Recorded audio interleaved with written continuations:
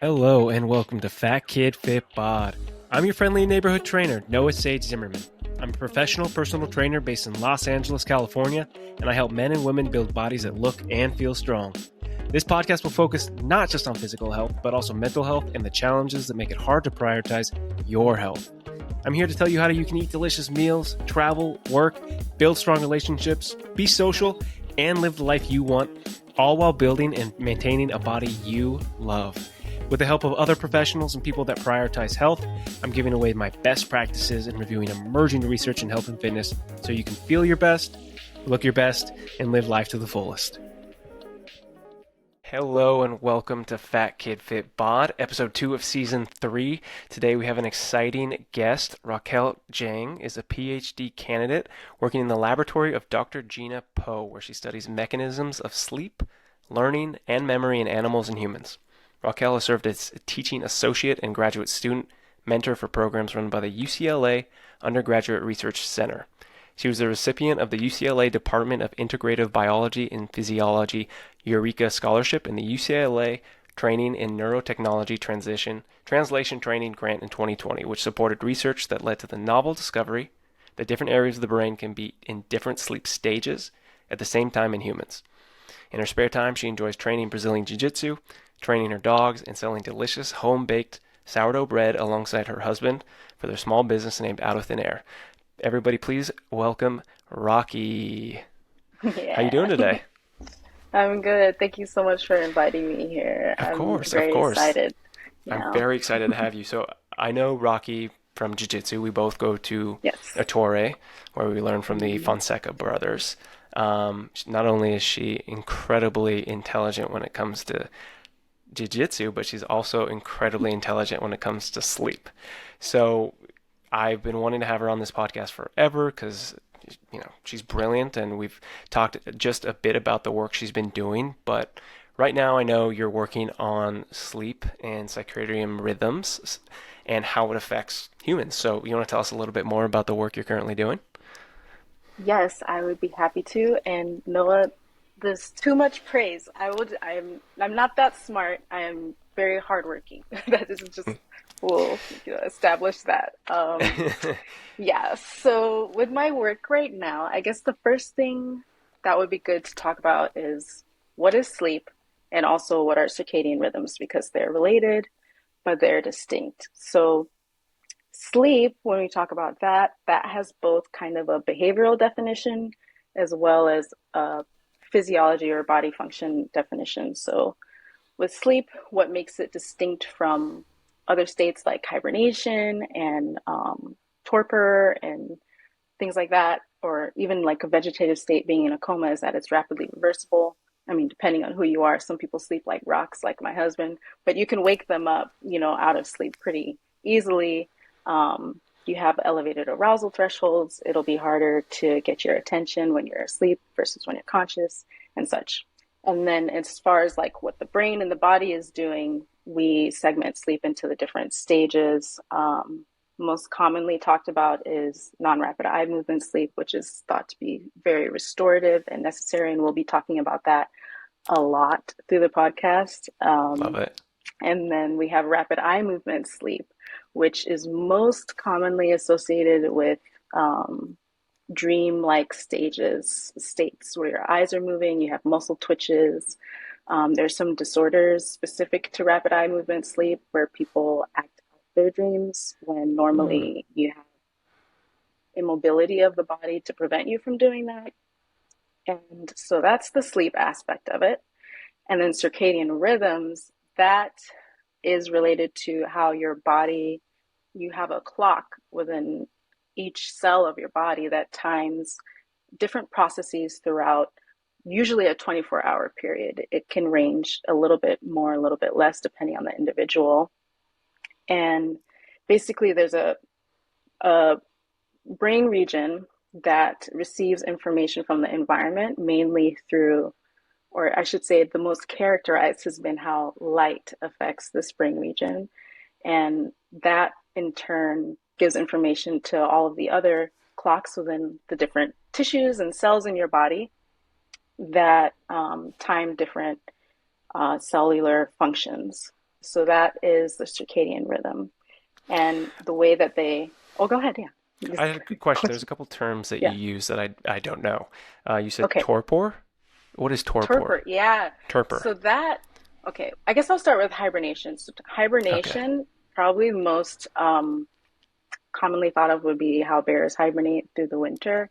There are animals where their metabolism is brought to such a low point that they can survive without food, water, um, and even their breathing, heart rate, everything slows down during the winter months.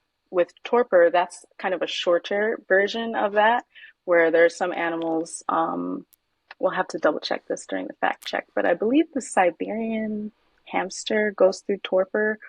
where it's more periods of low, when the environment, the temperature is so low that will trigger like a torpor state, which is similar to like a shorter term hibernation. Interesting. And then what Yeah. is the spring region of the brain? Oh, the spring. I didn't, I might have misspoke saying spring.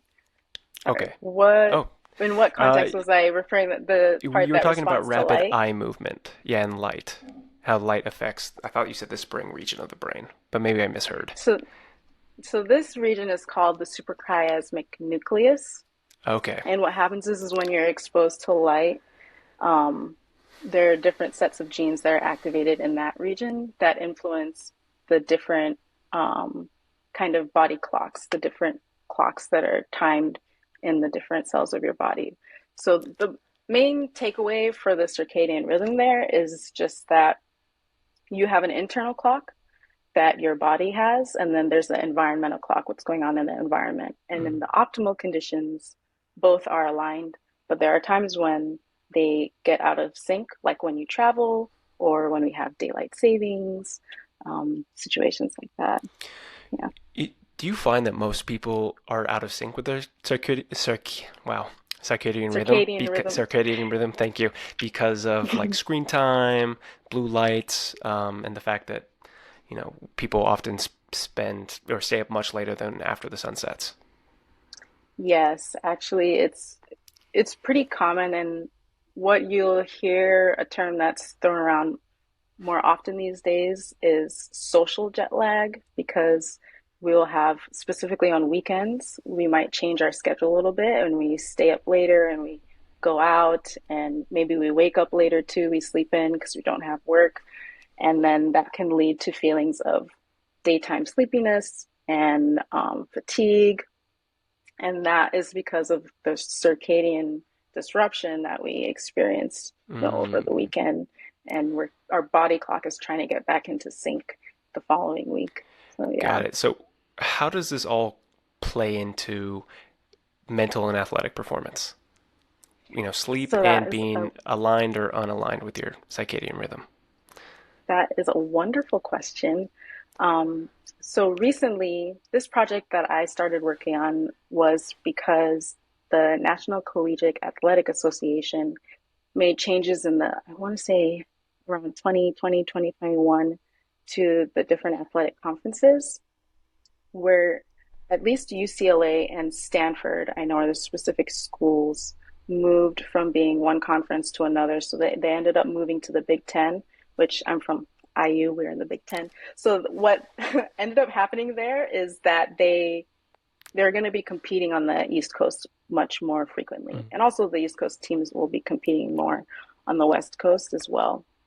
And that set off red flags in some members of the community within the Sleep Research Society because there's a specific researcher, Craig Heller, he's kind of leading the the effort on this to bring awareness to the circadian disruption that's going to happen to these athletes as they move back and forth.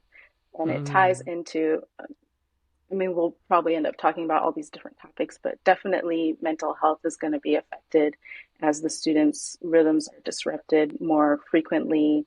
And we just want to have the protection of sleep kind of built into their training schedule at this point. It should have been already. Um, but as we were talking about this a little bit before the podcast got started, sleep is often overlooked. You know, if you go to your doctor and you say that you're just checking in, it's very rare that they'll ask you how you're sleeping. I mean, I think that's starting to change now, but yeah. So with these students, we do know that student athletes have a much higher percentage of sleep disruption. I believe it's on the order of 60 to 65% of student athletes Oh, report wow. sleep disturbances that could be, you know, clinic on the clinical level. And that is much greater than the general population, but it's also greater than just non-athlete students. And then on top of that, we also know that student athletes have a greater likelihood of reporting negative feelings, anger, sadness, depression as well. And what we hope is if we can tackle these sleep problems, we can um, at least give them the time that they need, their bodies need to help them overcome just the everyday stressors that come with being a student and an athlete. They need that Mm. recovery period. It should be built into their training schedule. So does that look like, traveling a couple days prior so they can get accustomed to the local time zone and train and, practice out there before the game instead of like traveling on game day? Yes, so that would be ideal. Obviously, we know that we can come up with these ideals as much as we would like to, but we're going to have some constraints. And but in an ideal world, either we call it entrainment. So either you'll have circadian entrainment where the body will adjust to what's experienced in the environment in terms of light exposure Hmm. prior to travel, which can be done. You can do that by adjusting your bright light exposure and your evening light exposure. And then you can also um, do the entrainment when you arrive at location. So either way, if it could be done before or it could be done when present. There's another component as well that's really important, and that's the time of day that the students are competing, Hmm. because your body, as you look at the timing of optimal activities over a 24-hour period, this changes. So typically, the morning is really great for mental activities, you know, that have a high cognitive load, things that require a lot of focus and attention. And then towards the evening is when you have optimal physical performance, specifically with your muscles. And this is an average. Everybody is going to be a little bit different, but typically this is what we see, right? Hmm. And if you have a team that is going from the West Coast to the East Coast, they're going to be shifted off of their circadian rhythms and be competing at not optimal times. Sometimes it'll be as extreme as, you know, a 7 p.m. game at an away for an away team being at their body clocks 10 p.m. where they would be normally going to sleep. Hopefully, I mean, student athletes here, who knows what they would be doing, but So normally this, they'd be going to sleep. so jet lag is essentially just us being off our circadian rhythm. Yeah. Yeah. Having a Okay. misalignment between your body's timing for activities and rest and your environment, what your environment requires of you. So I'm curious, like on the actual like quantitative data when it comes to how sleep affects an athlete's physical and athletic performance. Hmm. Like, is it slower run times? Is it like they're not hitting their lifts? Is it, I mean, I'm sure a combination of like their performance is lower because they're maybe more tired, their mental clarity is not there. Yeah, so that's a great question, and there is a rich body of literature on it. I'm I don't know all of it off of the top of my head, but I know that they've looked at Division One football teams, they've looked at professional baseball teams, and they've also looked specifically at like long distance runners versus gymnasts, and they found that poor sleep quality really does affect performance, but it depends on what sport you're looking at, and it can also Mm, depend on what output you're looking at. Like we know that for long distance runners, soccer players, they are more affected by sleep disruption versus interesting. let's say, gymnasts and weightlifters. And it's thought that that's because soccer and long distance running is more aerobic, where it requires a lot more of the lung function could be what's mediating that. So But it yeah, doesn't have to do very with like early. slow twitch or fast twitch muscle fibers, because like you said, like That's football interesting. players, gymnasts are probably using more like power output, uh, fast twitch muscle fibers, and then the endurance soccer players. Well, soccer probably have a mix of power and endurance. It definitely long Yeah, distance, and midfield men are running a lot throughout the game, so it's a lot more slow twitch endurance type muscles. yeah. So is it just the aerobic side of it with the lung function, or do you guys find it has to do with like the type of muscle fiber used as well? I don't think we've gotten as far down into the type of muscle Into that, okay. fibers. Yeah, yeah, but that would be really interesting to look at. I do, yeah. One of the recent talks that I went to when I went to the Sleep Research Society meeting, this was all about looking at sleep and circadian rhythms outside of the brain. And Mm, one person presented that if you disrupted the circadian clock in muscle tissue, you actually saw brain effects during sleep. So mm. you saw a reduction in non-rapid eye movement sleep. So I'm not really sure. I think we're just now starting to dive into that because for a long time, sleep was just looked at as being, for the brain, by the brain. But more recently, we're discovering, that every body system is affected by it, and there are ways in which that body systems affect sleep as well. But yeah. So I know you touched on how the lack of sleep and how student athletes are more prone to depression, anxiety. Mhm. I'm pretty Suicidal sure we can all ideation as well. say that again. Yeah.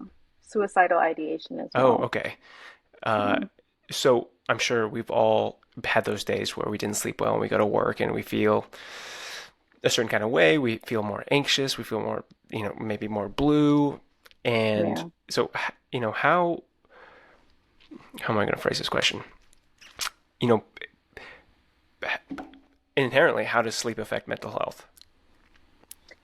So the way that we think right now that this happens is your frontal cortex, that part of your brain that is going to be modulating how you respond to information and also your emotional response, that is going to be heavily dependent on sleep, how Mm, optimally it will function.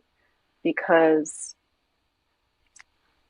right now, what we think is it's during the day when you're experiencing and you're learning, there are all of these connections that are formed in the brain.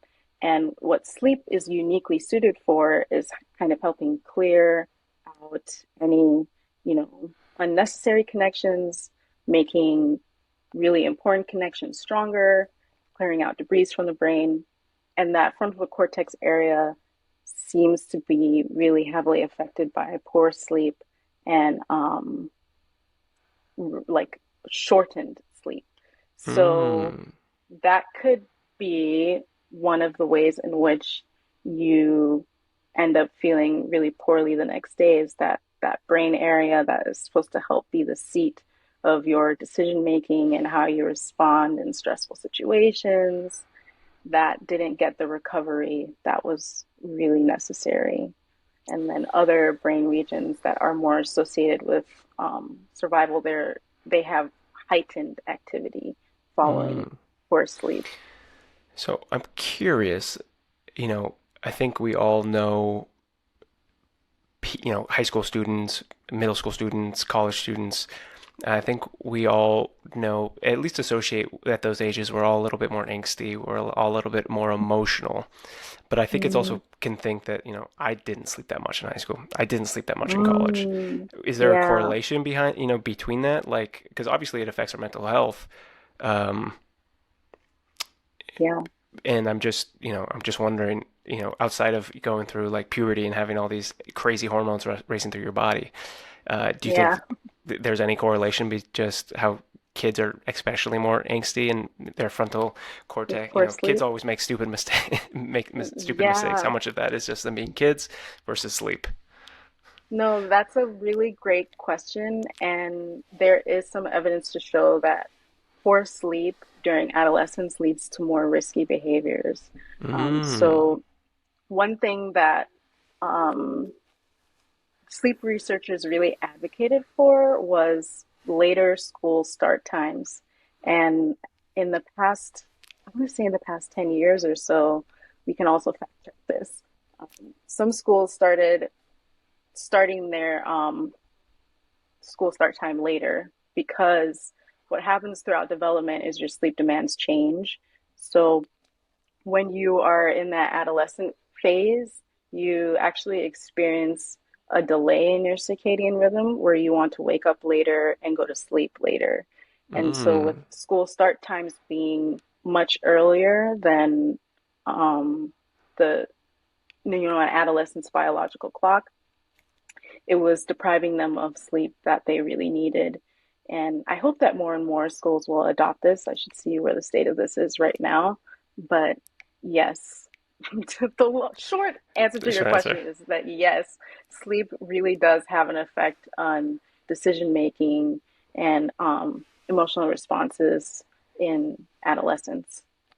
So Yeah. I know you're saying that, adolescents have a different circadian rhythm than maybe adults do. Is there a Mhm. different amount of sleep that people need based on age and sex? Yes, so based on age, your sleep need does change.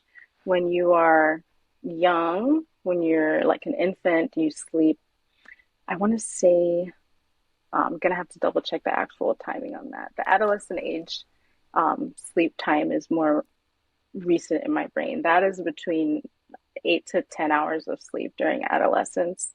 And then when you go into adulthood, that's when your sleep, you can survive on 6 hours of sleep, but you typically need 7 to 8.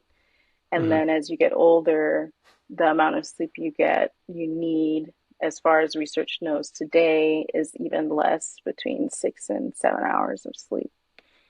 Yeah. Interesting. And is it also changed depending on like male and females or? So male and female, that is, it's a great question.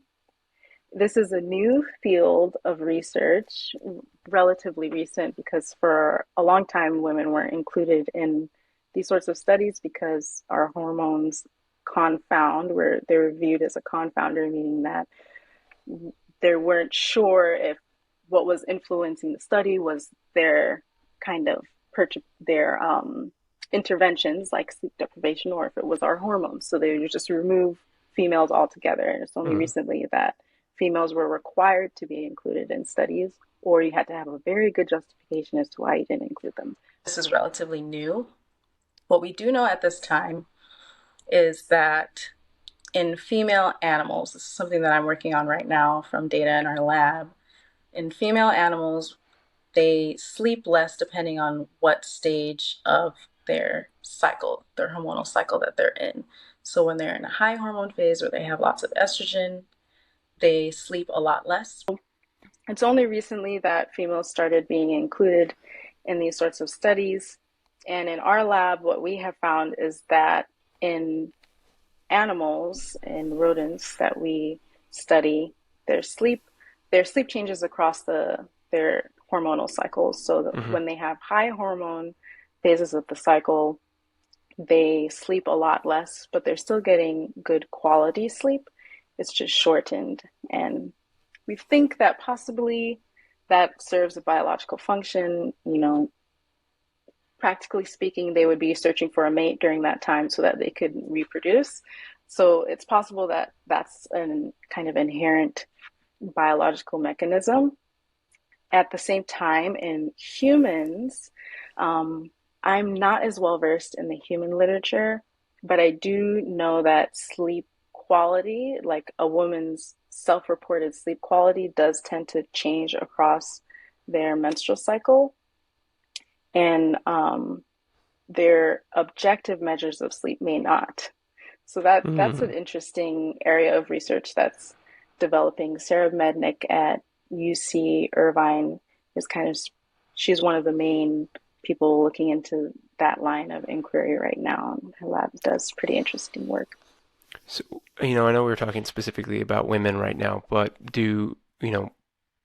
does just lack of sleep in general across the board greatly affect hormone production in any human's body? Yes. So depending on what hormone you're looking at, I am most familiar with hormones like growth hormone and melatonin, Mm. sleep deprivation, sleep restriction.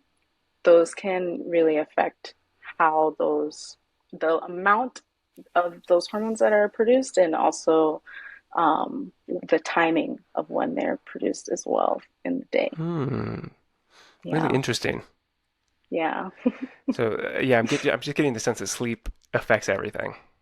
It does. It really does. And it gets pretty convoluted as well. And again, this goes back to the chicken or the egg in some of Mm. these diseases and disorders because they're often comorbid. They often co-occur with sleep disruption. So cardiovascular disease has been tightly correlated to sleep disruption. Um, Often insomnia is correlated with neurological diseases like Mm. Alzheimer's, Parkinson's disease, Huntington's disease. And then in disorders of pain, sleep disruption is also there too. So, yeah. Mm. So, I know you're saying that there's correlation between those metabolic diseases, neurological diseases. Mhm. Before we started recording, we were talking a little bit about how there is, sleep correlation between these diseases, autoimmune diseases. I know myself having an autoimmune disease. I'm looking at all different facets of life that I can use Yeah. to help manage my symptoms and manage my disease. Yeah. For people that may have diabetes, whether it's type 1, type 2, or they Hmm. have loved ones that have some sort of neurological disease, or anybody else that has some sort of autoimmune disease, like how is Yeah. sleep? Is there anything in literature that's saying sleep can be a contributing factor to the development of these diseases? And on the other side, how can we use sleep to help manage and treat these diseases? Yeah. So what immediately comes to mind is type 2 diabetes. With type 2 diabetes, we do know that shift workers, so those are your first responders, your nurses, doctors, who often have repeated circadian disruptions because they're working the night shift and then they're moving back between night and day shift. They are more prone to type 2 diabetes. Mm. They, yeah, and then we also know that if you take healthy subjects, healthy people, and you give them shortened sleep periods, so going from their typical 7 to 8 hours of sleep, and you shorten it to 4.5 hours of sleep, they will develop kind of like a early signs of insulin resistance, which is one Mm. of the characteristics of type 2 diabetes. But they'll recover from, the study period. So one study, they had participants, healthy subjects come in, and they had them do one night where they had 8.5 hours of sleep, and they did that for 4 nights. And then they had another portion of the study a month later, which was 4.5 hours of sleep for 4 nights. And what they found was compared to their normal sleep time of 8.5 hours when they had that um, restricted sleep, they had a higher insulin resistance. Mm. And another thing that was really interesting in this, so when you have insulin resistance, that means that your body is not processing sugar well. And so you end up having high blood sugar that's sustained. And over time, that can lead to type 2 diabetes. These subjects, they recover. So another thing that they found, which is really interesting, is that Mm. when you have the sleep restriction, you also have a greater appetite. So this study was funny because they offered the participants a buffet. And what they found was that the people who were in the restricted sleep condition, they ate more and higher calorie Mm. foods. So it's kind of like a twofold problem where you are both not processing or metabolizing the food properly, and then you're also seeking high calorie, high sugar foods at the same time. And there are some other studies to show that if you optimize sleep just by providing sleep hygiene education to people who have high blood glucose levels, they're Mm. not diabetic yet, and then also with people who are diabetic, you can get improvements in their blood glucose levels just by improving Wow. sleep. Yeah, so Interesting. there is some hope. Yeah. So I do want to talk about sleep hygiene, but one more part of this is that I'm sure you feel this way when I am sleep deprived and I haven't got as much sleep, I definitely make worse, as you were saying, food decisions. I definitely have higher cravings Yeah. for, ultra processed foods, Hmm. sweets, things that I probably don't normally eat on a regular basis. So, Yeah. are you saying that in a vacuum, in sleep deprivation, people Hmm. become um, more insulin resistant. And then on top of that, because they're making worse decisions, they're eating foods that are probably going to cause more of an insulin spike Contribute. in their blood. Yeah. Yeah. Okay. It's So it's just a both. double whammy. Yeah. Okay. Yeah. And Oof. there are there have been some recent studies looking at the mechanism of how that is coming about. I would, I think it's really tightly correlated to the microbiome, which Mm. we'll talk about. I guess we could just start going Yeah, into why it don't we start there now. and save sleep hygiene for later? Yeah, tell us how sleep can really affect your gut health and your microbiome, and Yeah, maybe how your so body digests and processes food that we put into it. this is a very exciting and newer field of research. I mean, obviously, the study of the microbiome is fairly new, but the scope is starting to be directed now towards the microbiome and sleep, which I think that will be producing some really amazing results over the next few years.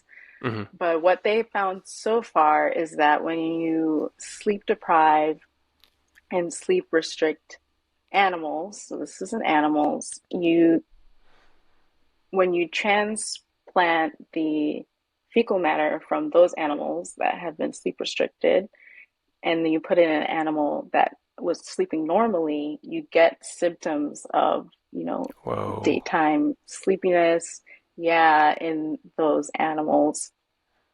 that's And we do fascinating. know that the microbiome changes, and this is all kind of this is at this point speculative and I was just drawing correlations. But we do know that the Mhm. microbiome is really important in all of these other diseases, and it's changed in type 2 diabetes and in autoimmune disease Mhm. as well. So there's definitely a connection there that's going to come about. I know that in people, they've also been able to kind of rescue some sleep quality parameters by transplanting fecal matter from healthy, like good sleepers to poor sleepers, which is Mm, also that's incredible. really fascinating. Because I think, Yeah, this is a question like, is it the chicken or the egg? Because the yeah, gut health or the gut brain axis, they say our gut hmm, is our second brain. So yeah, with sleep affecting our brain and hmm. sleep affecting our microbiome, I'm having a hard time remembering where I was going to go with this statement in question. But, I mean, I guess which it's comes first? important. Is it start with Yeah, sleep? In a vacuum, if people is getting perfect sleep and they're eating, hmm. poorly, Well, all you eating know, poorly. or Mm. eating poorly, is that then going to contribute to poor sleep, when they eat poorly, or is it, the Yeah. other way around? Well, we do right now. There's been some research on time restricted feeding. I think um, more is going to come out of this in the upcoming year or two, but you can improve some sleep quality by just restricting the time that you eat in a certain window. So the general advice Mm, is not to eat in the first hour that you wake up and then to stop eating 3 hours before you go to sleep. And I wish we had more data on this, but my theories, and probably plenty of other people's theories too, is that sleep is really important for your digestive system. Like mm, there's some important recovery that's going on during the period of sleep where your digestive system needs to go through its own sleep stages, to be interesting. able to recover from the day's, you know, digestive activities. Yeah, so one area of research that is getting to this is the study of sleep in the autonomic nervous system. So you have your central nervous system that contains your brain and your spinal cord, and then you have your autonomic nervous system that has your enteric nervous system that you were talking about, which is the second brain, and then it also your cardiovascular system, your peripheral nervous system that governs your breathing, your cardiovascular function, your digestive system. So that area of research I think is really exciting, and I hope that we continue to get lots of good information out of that, along with what's going on with the microbiome in the gut, and especially during sleep. You know. So would you say that sleep studies are relatively new as well? And it sounds like there's a lot of studies concerning sleep, but it doesn't, Mm. correct me if I'm wrong, but it almost sounds like there are just starting studies on how sleep affects your body as a whole, like a holistic ecosystem, about how it affects all the different organs and processes going on in your body. Yeah, that is relatively new because for a long time it was just what's going on in the brain. The Mm, the lens was just on what's going on in the brain. And I mean, it can take a long time for a field to kind of shift their view. Um, for a long time, sleep and circadian rhythms were very distinct, and they would oh, actually argue against one another. And it's only in recent years where there was this theory proposed that there's a two process, it's called the two process model, where both sleep and the circadian rhythm are interacting to optimize when you feel awake and alert and are performing at your best during the daytime, and then when you feel tired and you get your restorative sleep. So, as far as sleep and looking outside of the brain, this is a relatively new area of research. Yeah. why do you think it's just starting now? Like, why is it slightly behind? I think it's our the tools that we have are they Mm, have kind of exploded. I mean, you can have all of the most wonderful theories in the world, but if you don't have the tools to test them and explore your hypotheses, then you're just not really going to get anywhere. But I think with the advent of CRISPR, which you might not think is something that would seriously influence how we study sleep. But mm, when CRISPR-Cas9, so this was a genetic tool that was developed from bacteria and studying how they are able to edit their own genomes, we're able to adapt that to edit virtually any kind of biological cell. When we were able to do that, we were able to develop many different new tools that allow us to turn certain cell circuits on or off by changing their genetic makeups and how they respond to chemicals or mm. light. And that allowed us to pursue many, many different questions. One study that I really did want to mention to you because I think you will find this super fascinating. I found it really fascinating was about how your brain encodes experiences from the digestive system. So, Mm. yeah, right? So there's a whole area of research on this. When we think of like memory, we often think of it, because I study sleep and how it affects learning and memory.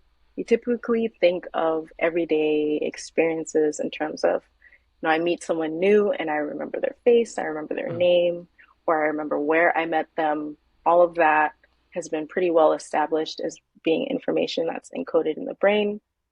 And then over the course of sleep, that memory gets solidified. We call it memory consolidation. And then what is new is how the body remembers information that is experienced within itself. Mm. So there's a study that came out 2 years ago, really amazing. They were using techniques like what I mentioned before that CRISPR-Cas9 discovery allowed us to do by editing cells in the brain. What they found was that if you gave an animal gastrointestinal insult, so you had them consume a chemical that would cause um, Like kind of GI basically distress. inflammation. Yeah, inflammation in the gut. There's an area of the brain called the insula that held a representation, like a neural code that represented that insult in the gut. And you could, by either silencing those neurons, you could prevent that inflammatory response from happening the next time they Whoa. were exposed to the chemical, or by simply activating those neurons, you could induce the inflammatory response in the absence of the chemical. And I gotta tell you, I That's fascinating.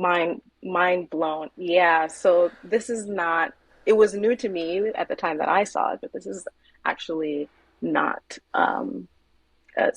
I mean, it's a fairly new area of research, but there are a series of papers that have, gone down this route of looking at how the brain encodes experiences within the body, which Mm. I think is going to possibly make a huge impact on how we view and treat autoimmune disorders and diseases. So does that mean that like if someone is allergic to a certain type of food or like, lactose intolerant or like can't handle spicy food, is does this study like point in the direction that we could, make changes to their neurons in their brain to not elicit inflammatory responses in the Those body are, from those items? I I don't know. I imagine that someday, possibly, yeah. Wow, Yeah, we could, especially if there's severe, like life-threatening responses. Yeah, I think that that's an absolute possibility. I need that. Right? Yeah, I think UCLA, we have a um center for gastrointestinal disorders and diseases, and a new center just formed where I think studies on this topic would be very well housed. We have some amazing clinicians and basic scientists who study these types of models in animals. I would love to see them doing studies like this because the study that we just talked about, that was all during wakefulness, but we have no Mm, idea what's going on, how sleep may be affecting that. The solidification of memories, the consolidation of memories that are encoded from wakefulness, from experiences within the body. It's possible that sleep could be a really unique time frame and where you could remove some of those associations, like you're saying, mm. to treat these kind of disorders so that those same neurons aren't activated as strongly when they're exposed to the same insult. Yeah. Does that, and so I, we all, most people know how important sleep is for your body to recover. Hmm. Hmm. Why is it that when we sleep, our body goes into a recovery state or tries to recover? That is a great question. I don't know if any of us truly know. What we know so far, like as a field, is that every animal we've looked at that has a nervous system sleeps. And the prevailing hypothesis right now, so the the biggest theory with the most support is that when you have a system, there is a need for a period of like a down state where there's minimal activity in order to, on the cellular level, recover whatever metabolites or compounds in the cell that are needed for, waking active behaviors. And I mean, when you think about it and you look at how, so that's on the micro level, right? On the single cell level, you'll have Mm-hmm. periods of activity, periods of rest. In a network, you'll have the same thing. You'll have groups of cells that are active, groups of cells that are at rest, and they will balance back and forth between one another. And then if you look at, um, how our planet functions, we go through, we have, periods of sunlight and periods of darkness. And Mm-hmm. you look at any ecological system, you'll have ebbs and flows of populations where they're active or they're inactive. And so I think really it might just be one of those things that are hardwired into nature. And Mm-hmm. I'm not sure there, I mean, if you go long enough without sleep, the result is death Mm-hmm. because your your cells are just not able to properly recover. So, yeah, that's a very convoluted and roundabout question. We don't really know, but if you look at nature and you go from the macro to the micro, it just seems to be one of those things that's hardwired, built in.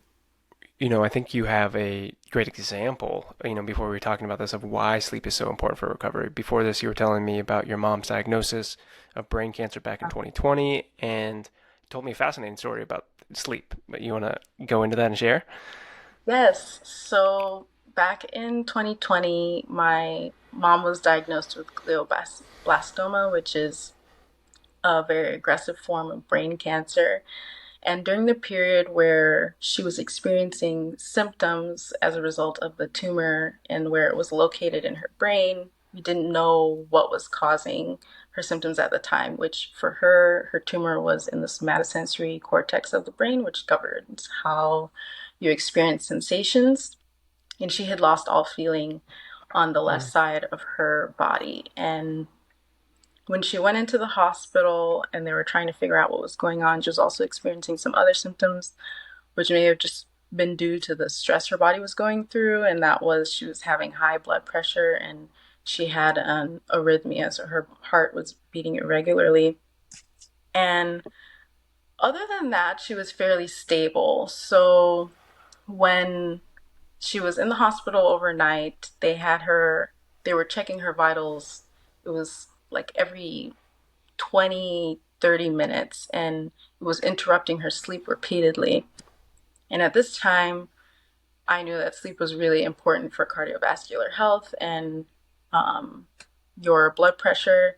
So she was on blood pressure medication and it wasn't helping Mm. her blood pressure to go down. And they were really concerned about that. So I spoke to her doctors and I said, can you please, because she's otherwise stable, can you just space out the checkups that she was having by the nurses 90 minutes? Because the typical human sleep cycle is about 90 minutes of going through non-REM sleep, non-rapid eye movement sleep, and rapid eye movement sleep.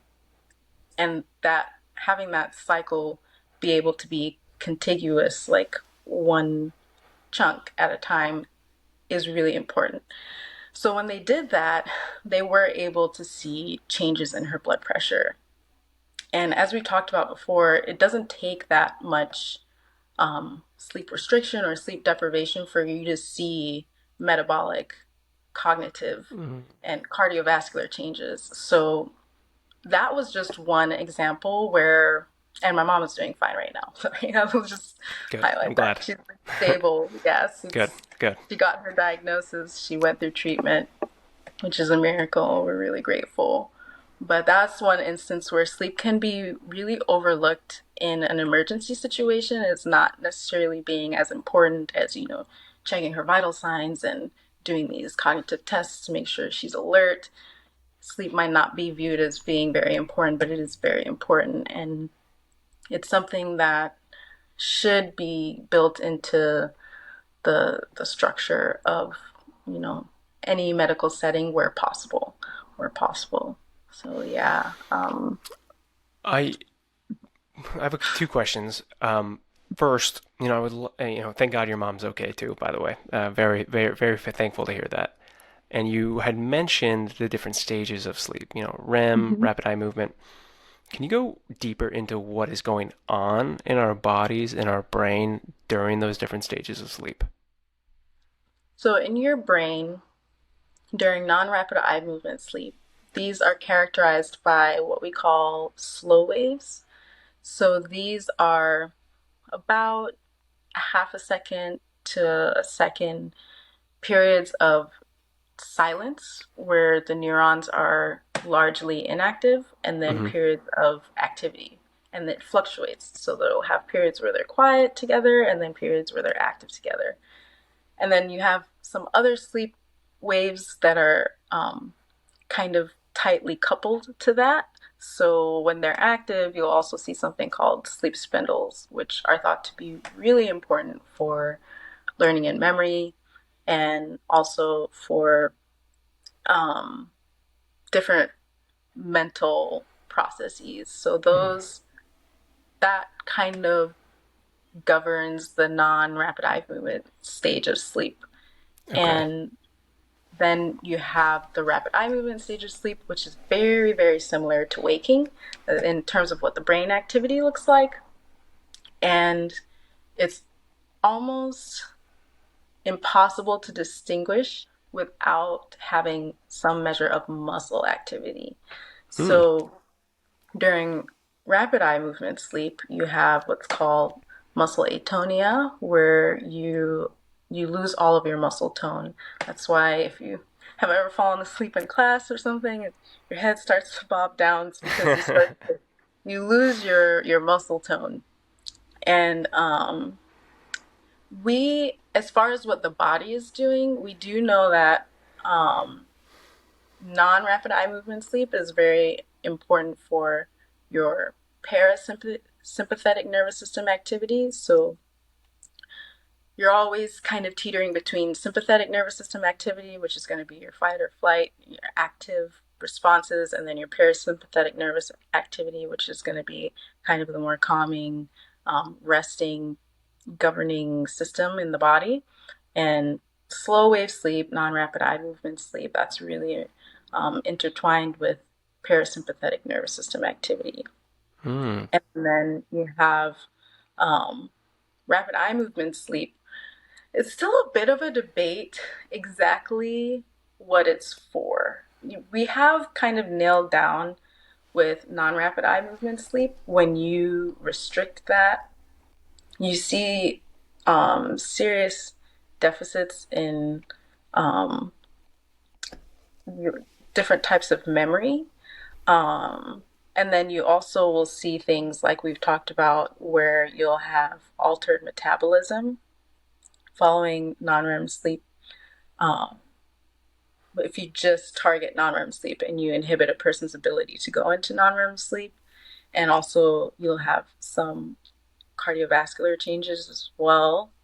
But with rapid eye movement sleep, my boss's theory is that it's uniquely suited for forgetting certain memories. Mm. And you need that because what happens is you have neurochemical changes as well that are characteristic of these different stages. And rapid eye movement sleep, the way that you have an absence of certain chemicals in the brain, it's uniquely suited to allow the kind of disconnection of certain neurons. Mm. And she's dedicated her career to studying and unraveling in what situations that may occur by either depriving animals of REM sleep after they've learned something, or introducing the neurochemical environment that's not typically there during rapid eye movement sleep, Mm. so that she can study. what the purpose of it is. But there are others who believe that REM sleep is not important for any type of learning. Mm, Yeah, but the debate, it's interesting. There's always debate in science. You of have, course. um, yeah, so a field that's for something and against something, and it depends on what lens you're looking at. But together we can figure out what the truth is. Um, with the functions of these stages of sleep, this brings us to a good point, actually. And what paper that I published last October showed that we might need to completely rethink how we organize these sleep stages and how we characterize them. Because I'll give you a little history lesson. So, Please. back in the 60s, the field of sleep was kind of exploding. They were using electrical activity recordings from the brain by using these EEG head caps, and they were looking at sleep in all different sorts of settings, following learning, sleep in people with extreme fatigue, sleep in people who had sleep apneas where they would stop breathing during sleep. So all of these studies were coming out, and people were calling different like waves. We talked about slow waves and spindles. They were calling different Mm-hmm. things different names, and it was just all confusion. So back in the 60s, they sat down and decided, okay, we need to come to a consensus as a field of what is going to be defined as non-REM sleep, what's going to be defined as rapid eye movement sleep. So back at UCLA, actually, it was where the first sleep scoring manual was developed. And Mm-hmm. this has kind of served as, the sleep researcher's Bible in terms of Mm-hmm. identifying sleep stages and characterizing them since the 1960s. And what we found is that as technology has developed, we talked about how I believe that our ability to answer these questions depends on our tools that are available. As technology has developed, we've had the ability to record from many different sites, many more than when this manual was developed. I mean, at that time, they were printing out these brain activities on paper sheets and they were scoring it using paper. And now Mm-hmm. we can record from, you know, hundreds of sites across the brain, and we can get many, many, many, many samples per second, which changes what these waves might look like. So with the explosion of technology, this manual we've still been using from the 60s, we've discovered that it might not be as representative as we would hope it would be.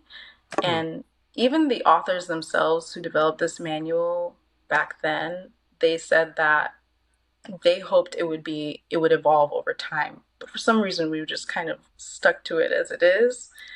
And what I published last October was showing that when you looked at recordings from deep in the brain versus just what's on the outer surface of the brain, on the scalp, which is what was used to develop this manual back in the 60s, different areas of the brain can be in different stages of sleep at the exact same time.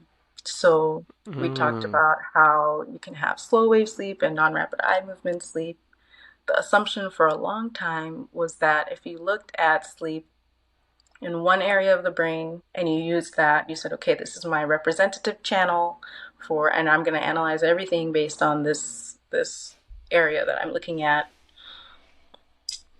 There, if you just changed your scope and you looked at a different area, it could be neighboring, it could be deeper in the brain, there could be different stages happening at the exact same time. And where you look is going to be really important to what questions you're trying to answer. Mm-hmm. And yeah, so the function of sleep for all of these different body systems in relation to different diseases, different mental functions, we're now thinking, we need to take a step back and look at the different studies that have been published. And we need to make sure that number one, we were looking in the right brain region. We know that different brain regions govern different functions. So we need to make sure we're looking at the right brain region for the question we're trying to ask. And also, you know, keep trying to pursue that question of like, what is sleep for, Mm. with the lens of, all of that technology affords us today of being able to explore. So, yeah. I know you So asked me like what the function of non-REM sleep and REM sleep, but it we goes don't back know. to how it's defined. Yeah, Got it. like our definition of it is actually evolving like as we speak in the field. So this may be a dumb question, but it's like a Uh, two-part. yeah. Uh, so one, do we only dream during REM sleep? And two, what like are dreams? What is the function of dreams? Like what is going on in our brain while we're dreaming? Beautiful questions. Um, First, I will Thank you. say that I do not study dreams myself, Okay. but I can just speculate on what I've heard in the field. And number one, we do know that if you were doing a study where you were just looking at surface cortical brain activity and you interrupted someone during sleep, during non-REM sleep, there are times in which they would report having been dreaming. But Mm. again, we have to look at that through the lens of there are deeper cortical structures in the brain that we don't have access to in healthy people that could have been in REM sleep. So the answer is, with the tools that have been used to analyze it today, yes, you can have dreams in other areas of the brain, Mm. but there's the caveat that different areas of the brain can be in different stages of sleep at the same time. Mm. Fascinating. So it's Yeah. another one of those we just don't have the technology yet to know. Yeah, and I think we do have the technology, but it's just, do we have the people? I wish I had 10 more of me that could kind of look at this. And, do we have the funding and the logistical framework to be able to explore this? And as far as the function of dreams, that I don't think we really know. There's some Mm. really interesting studies that have been done. I don't know if you're familiar with lucid dreaming. Hmm. So, lucid dreaming, basically, for anyone who's listening who doesn't know, is when you become consciously aware that you are in a dream. So, there have been studies to show that you can communicate with people while they're in a dream state. Yes. So what they'll do is they'll take people who have reported being able to lucid dream, or they'll take someone naive to lucid dreaming and teach them how they can lucid dream, and then they'll have a mode of communication, which will typically be eye movements to Hmm. respond to yes or no questions while they're in a dreamlike state.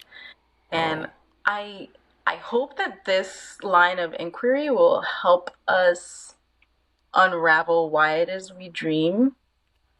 But I can't think of anything off of the top of my head as far as like dominating theories for why we dream. Mm. I think, yeah, we do know that you can have reactivations, what are known as reactivations. So basically, during wakefulness, there are certain neurons in the brain that will respond to certain stimuli. And we know that during sleep, those neurons will reactivate. And Mm. it could be that dreams come about by this process of reactivation. But I mean, there's so many questions like, why do some people dream and some people don't? And Yeah. or rather, why do some people dream and remember and some people may dream, but they don't remember? So, Mm. yeah, that's a field I'm not that well versed in, but it is a very interesting question. You know, I'm curious about this, and I just thought about this as we've been talking about it. I've never thought about it before this, but Like what is the function of yawning? Like what is yawning? Why do we yawn when we're tired? Ooh, good question. I did look into this once, but it's not coming to my mind right now. Actually, I think I heard this on the Huberman Lab podcast. There's a researcher at UCLA. His name is Jack Feldman. I'm pretty sure he's the episode that I was listening to where they talked about this. I'm wondering if it's gonna come back to me. It had something to do with, oh, so I don't know if this was related to the brain at all, but he said that it had something to do with your alveoli in your lungs. So the air Mm, sacs in your lungs that do the gas exchange, over time, they start to kind of collapse. So you can kind of think of like a full grape and then a raisin. So they start to kind of collapse. And there's like a certain threshold where when so many of them are collapsed, you need to expand them all at once, and the yawning helps to do that.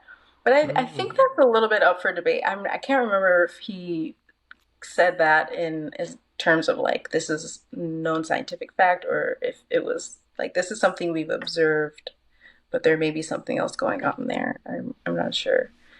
But Yeah, yeah. because whenever I have clients who, yawn during their workouts, they're like, I don't know why I'm doing this. And I'm always like, well, it's because you're not breathing. And Mm. that's generally like why. But I was wondering if there's any like function to it when we're tired, why we yawn. But that's interesting Not that it hasn't sure. been studied yet. Yeah. It might have. It very well might have, and that could be something. Flag that for a fact check. I can look into that and see because I'm not exactly sure. I do wonder if it has something to do with. So there's an interesting avenue of research that shows that there are certain areas of the brain. So, like I showed, where you can have different areas of the brain going into different stages of sleep at the same time. During wakefulness, you can have different areas of the brain that look like they're asleep, but you're awake.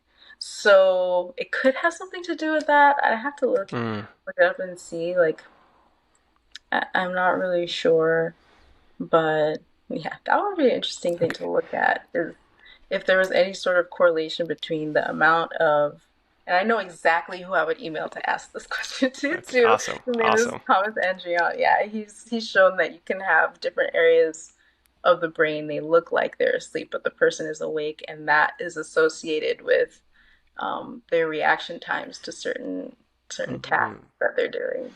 Yeah. So stay on for the fact check to find out what yawns are and why we yawn. I would love to get into some like actionable items that people can do when it comes to sleep. So Yes. I'm first curious if someone is chronically sleep deprived, deficient in sleep, how long does it take to get them out of that deficit?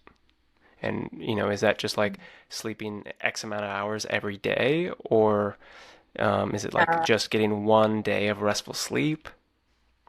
Yeah. So if you well, I'm not a medical doctor. I'll first start with that. If you are chronically sleep deprived, I definitely first, for anybody actually, should just take a stock of your daily habits because a lot of the times we don't realize the things that we're doing are inhibiting our ability to sleep well. Like you were mentioning device usage later in the night, caffeine too late in the day, but we'll get to those. To get to the question of whether or not you can recover like a sleep debt that's built up, having a good night's sleep following sleep deprivation, it has been shown that you can have a rebound that will kind of restore um, your body back into like an optimally functioning state. But Mm-hmm. as far as I know, that's if you experience like acute sleep deprivation or sleep restriction of only lasting a few days, like consecutively a few days. I'm not so sure about if we're talking chronic, like a week, 2 weeks, or months or more, what amount of recovery you could get from that. Got it. Yeah. But for anybody, I would say just look at your daily habits. How much caffeine are you taking in? What is the timing of your caffeine? The general advice is to not have too much caffeine after about 1 p.m. in the day, because that can creep into leading you to be more alert and wakeful at night when you should be going to sleep. And getting light exposure, bright light exposure when you first wake up is really important for helping to get that body clock timed to your environment and your daily activities. And when you're going to sleep, this not everyone has the privilege of being able to have a quiet, dark, cool environment. I lived on a freeway like right off of the 101 freeway for two Oof, years. That was rough. I Yeah, I can had some imagine. very restricted sleep during that time. Do what you can to, um, have earplugs so you can tune out noise. Wear an eye mask when you can, if that's comfortable for you. If you can, have a good air circulation in the room so that you can get optimal sleep. If you've done everything during the day that you can to make sure your body is prepared to, get that good sleep. And like, I, you go had ahead. mentioned how important it is to get sunlight, Yeah, within right after waking. Now, because of the nature of my job, I'm usually up far before the sun comes yeah, up. yeah. What can I do to possibly help simulate You that can use effective? artificial light. Okay, artificial light. Yeah, Okay, yeah. So awesome. you can use bright LED light, that you probably have in your home. You can Okay, use cool. that. Yeah, yeah. Yes. Okay, awesome. Okay, Yeah, yeah. sweet. You're good. You're Okay, good. awesome, awesome, awesome. I think this is like a good way to transition to sleep hygiene. Like what sleep hygiene is and best practices for people to make sure their sleep hygiene is very, very clean. Yeah, so sleep hygiene, I mean, think of it like any other maintenance. You take a shower, you brush your teeth, you wash up. Sleep hygiene is just making sure that you're giving your body, you're setting yourself up for success to be alert when you need to be alert and to get, sufficient rest when you need that sufficient rest. So, like we talked about, I would say the first thing to do is just take a stock of your daily habits, the caffeine intake, your light exposure, your device usage at night. The light from your devices can affect your circadian rhythm because, like I mentioned, this is, you know, largely triggered and, put into synchronicity through the influence of light. Mm. So, some things that I do, for example, is I use the night shift, which, because particularly with light, blue light really helps to promote wakefulness, whether it's during when you want to be awake or when you don't want to be awake, it's going to stimulate wakefulness. So, I put the night shift on, which removes a lot of the blue light from my devices. And I do try to limit device usage within, just like for me, 30 minutes is probably the most I could do before going to bed. But I do keep the dimness, I dim it all the way down. So that's something that will help, anybody. Awesome. And then there are other recommendations that, using natural light. So when the sun starts to set, try to use artificial light as minimally as possible, just so that you can have the natural elevation of melatonin, which is going to promote good sleep during the night, happen around sunset before you go to bed.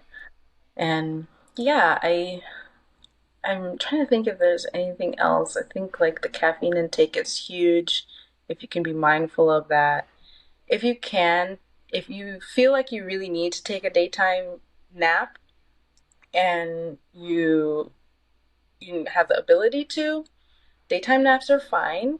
Just the timing of it is going to be important. You don't want to do it too late into the evening to where it's going to disrupt your sleep. Midday between 12 and 3 p.m. is usually kind of the cutoff.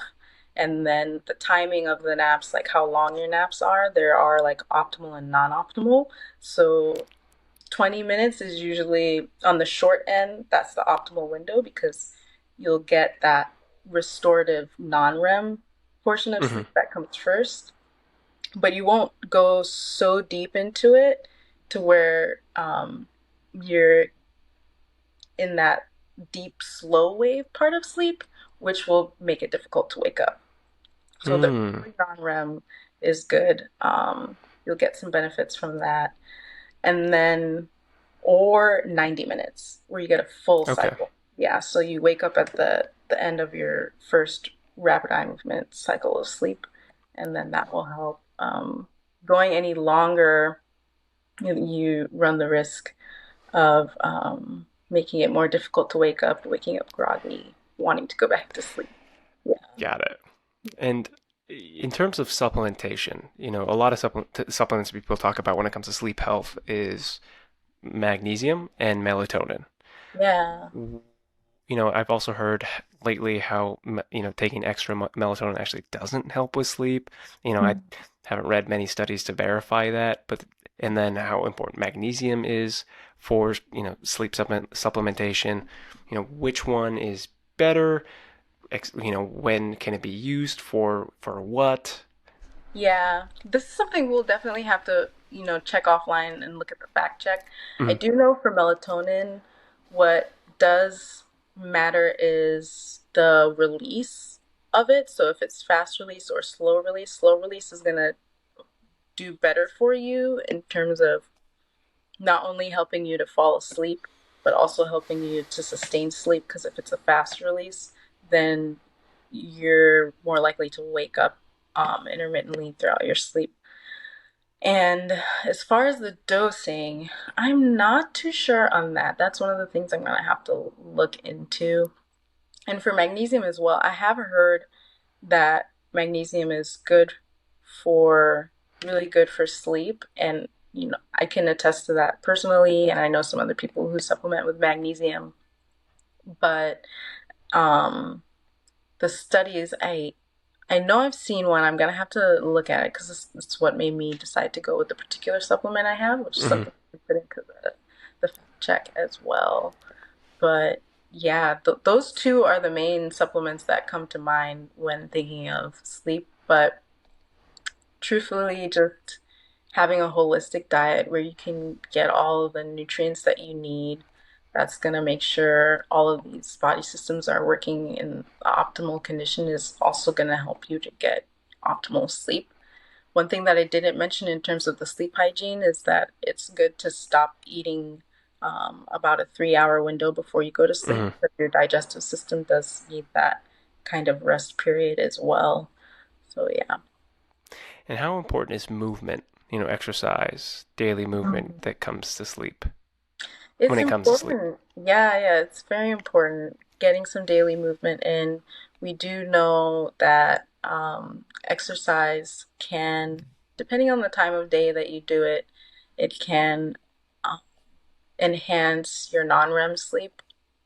So getting, oh my gosh, some REM sleep. He's dreaming. Cute. But yeah, it's It's exercise. important. Yes, I would say don't do it too close to bedtime because then you're gonna go into that your system might have a harder time going to sleep mode. But yes, Got it's it. very important for sleep. So besides movement, nutrition, some of these supplements and sleep hygiene, are there any other actionable items that people can do that are listening to improve their sleep? Mhm. Mental, I would say managing your daily stress levels. Mm, Yeah, being aware of that is gonna really help as well because there is a whole field on how your perspective of your health influences your literal health. Psychosomatic disorders are real. That's why treatments like cognitive behavior therapy that help you reframe how you view certain kind of issues, whether it's insomnia or gastrointestinal disorders, that's why they work so well, is because it's important how you respond to stressors, Mm, mentally.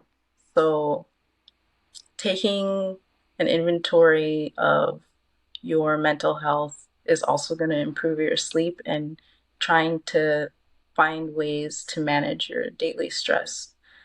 Yeah. awesome. Well, Rocky, if people want to find you or read any of the papers that you've published or learn more about what you're doing or studying, where can they find you?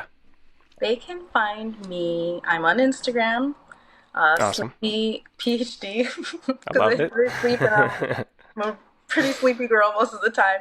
I also am on Twitter with the same handle. I just started writing articles on Medium, and they're all related to sleep and circadian rhythms. The next one I'm going to do is actually going to be on sleep across the menstrual cycle. So if people were interested in that segment, definitely keep a lookout for that article. And then I do, our lab website is one place to find my publications and what we're working on.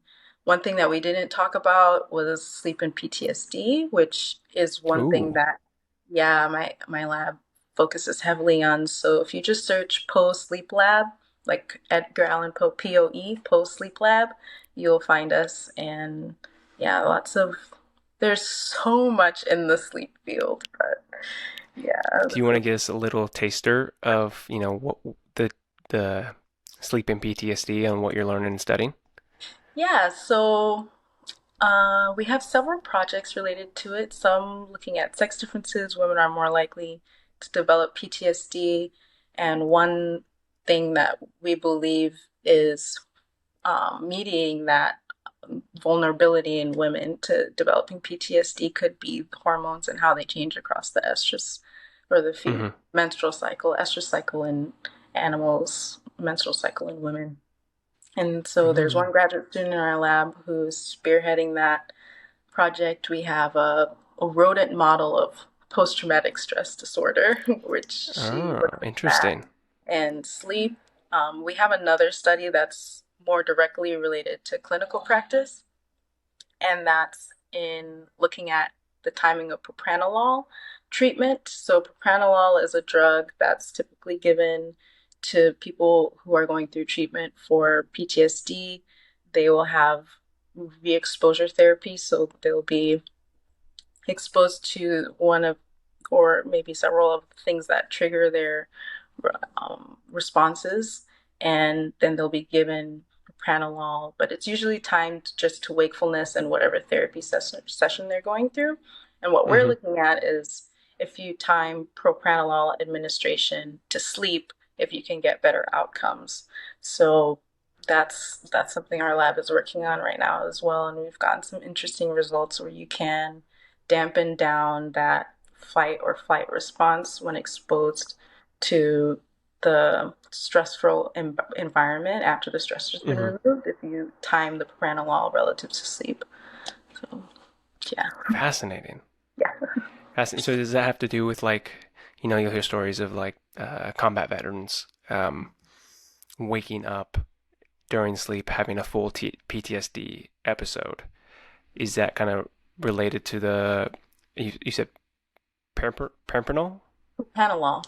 Propanol. Propranolol. Yeah. So, not exactly this. I think you're thinking more in terms of night terrors, Yeah. but yeah. So what propranolol does is it blocks norepinephrine from Mm. binding to different neurons. And what norepinephrine is known for doing in the brain is helping the connections between cells to strengthen really tightly. So if you block that, and you allow for the absence of that signaling, it's thought that you can weaken these really strong visceral connections between the environmental stimuli and the emotional response. And as we had talked about earlier, sleep seems to be a really unique time that enables that. But in conditions like PTSD, you have elevated amounts of that norepinephrine during sleep.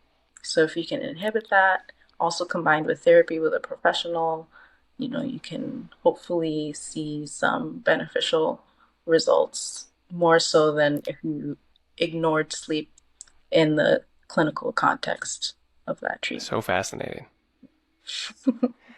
Well, I'm going to include links to their papers and your Instagram and Twitter in the podcast description. But lastly, if people that are listening live in LA and want to buy some delicious sourdough from you and your husband, where can we find you? So you can find us on Instagram, outofthinairbread.la. You can also include that in our website as well, because we still are a little bit immobile. We just have a commercial kitchen space right now, so it's not a bakery where you can go and buy off of the shelf. Mm-hmm. We are at the State Historic Farmers Market on Thursdays downtown LA near Chinatown, and we'll definitely be at more locations. We have some wholesale accounts. You can find our bread at the Culver Hotel in Culver City in their menu. Yeah, various places. So yeah, we can link our website and our Instagram too with this episode. It's great. Incredible. Well, I'm biased though. Well, Rocky, I want to say thank you so much for coming on. I've learned so much today, and I can't wait to listen back to this because I can better absorb everything that we talked about. Yeah. I really, really, really appreciate it, and I would love to have you on again in the future to talk more about what you're studying and PTSD and sleep. And like I said, I'm going to include everything where people can find you if they want to learn more about your sleep studies. But otherwise, thank you so much for being on Fat Kid Fit Bod.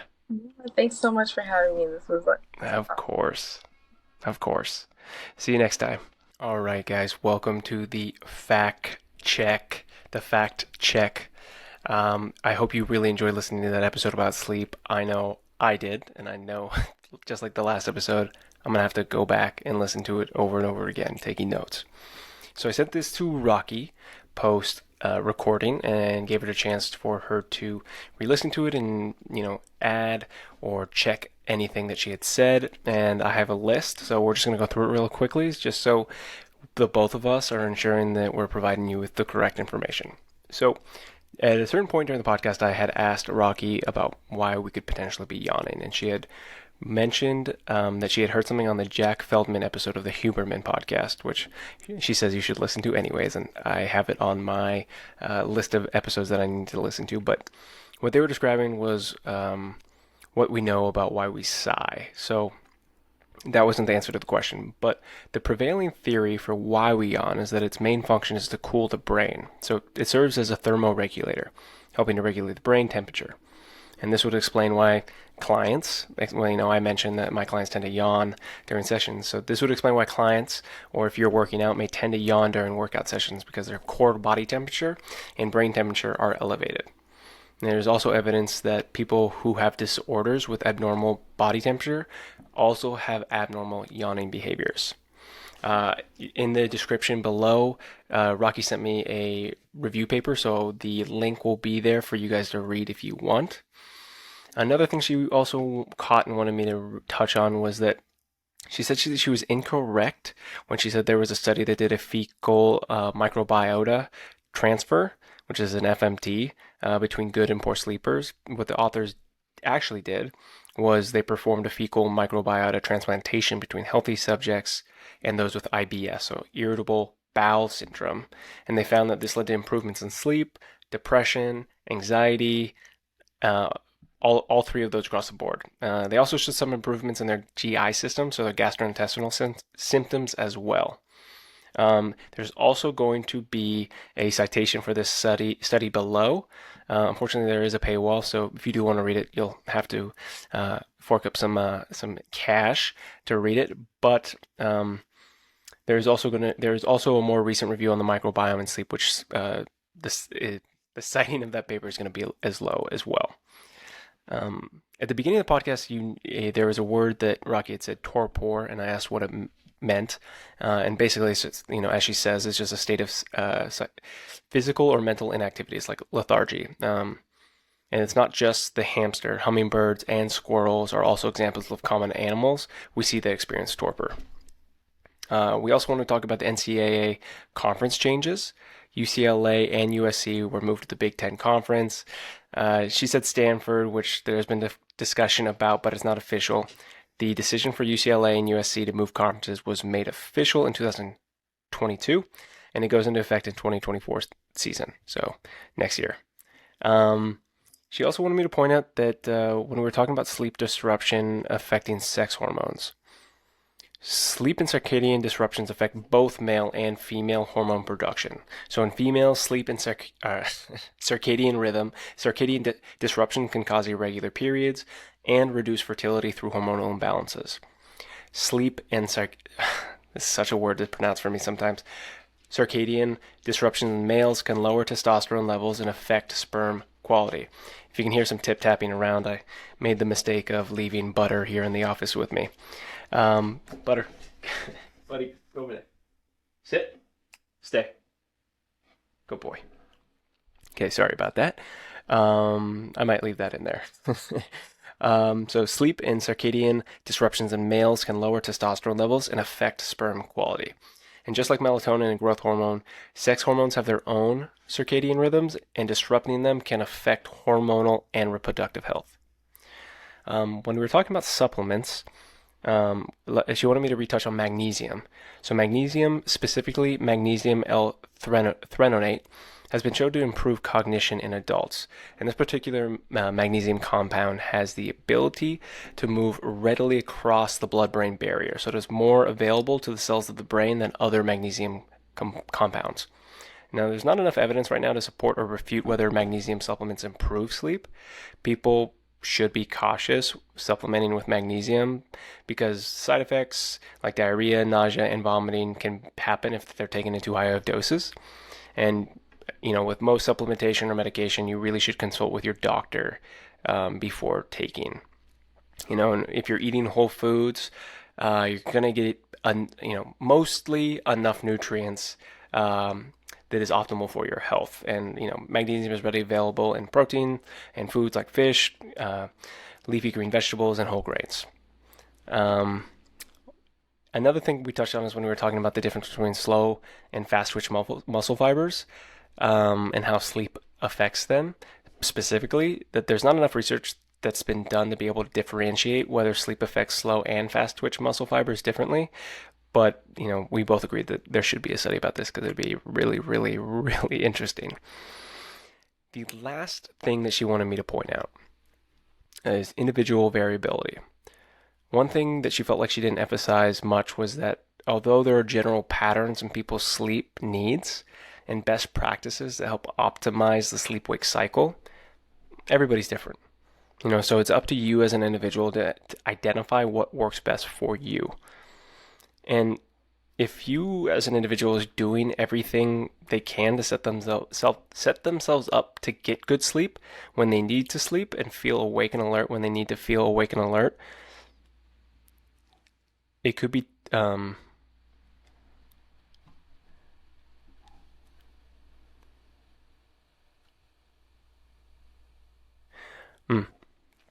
And, she also wants to point out that if you're doing everything you can to set yourself up for success to get good sleep, and when you need good sleep, and to feel awake and alert when you need to feel awake and alert, but it's not working, that is a perfect time to talk to a professional and seek help from them and perhaps have a sleep study done.